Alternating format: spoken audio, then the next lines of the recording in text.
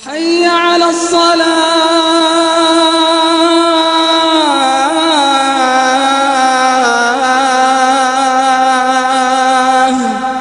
Kemudian yang ke-10 salatul janazah, salat jenazah. Salatul janazah.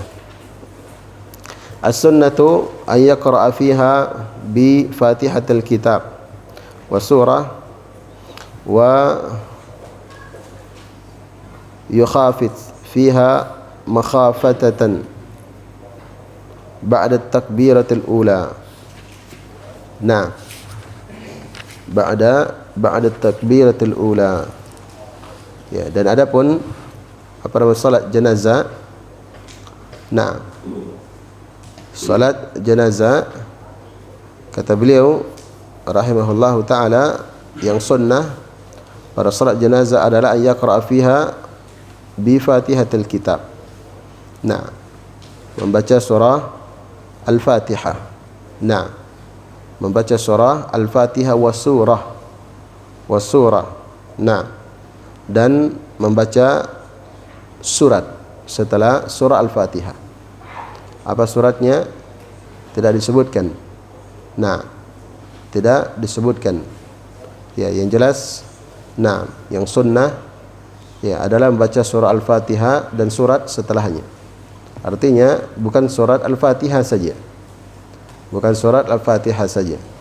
Ya, walaupun kalau seandainya hanya baca surah Al-Fatihah saja salatnya syah, akan tapi yang sunnah yang afdal adalah membaca surah Al-Fatihah dan juga membaca surat setelahnya.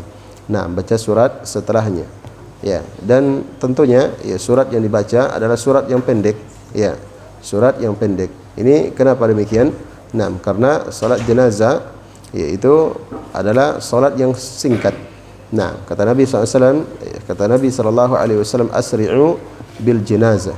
Ya, persegeralah oleh kalian jenazah itu. Persegeralah oleh kalian jenazah itu. Artinya, ya, penyelenggaraan jenazah, hal-hal yang berkaitan dengan jenazah itu dianjurkan untuk dipersegera. Nah, dianjurkan untuk dipersegera. Jadi ketika ada seorang yang meninggal, maka disegerakan jenazahnya. Nah, segera dimandikan, nah, segera dikafani, kemudian setelah itu disolatkan, kemudian langsung dikuburkan. Ya, enggak boleh ditunda. Nah, lambat-lambatkan penyelenggaraan jenazahnya. Nah, dan yang sunnahnya adalah Nabi SAW merintahkan untuk dipersegera di dalam penyelenggaraan jenazah tersebut. Nah, wala kulli hal, ya, di dalam salat jenazah itu ya pada rakaat yang pertama itu membaca surah Al-Fatihah. Nah, dan ya disunnahkan juga untuk membaca surat yang lain setelahnya.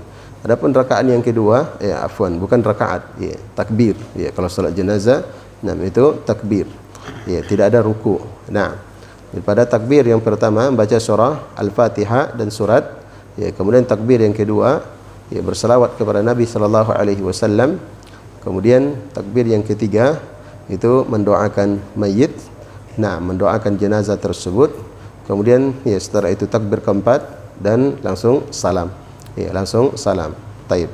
Jadi bacaan Al-Quran pada salat jenazah itu hanya pada takbir yang pertama saja.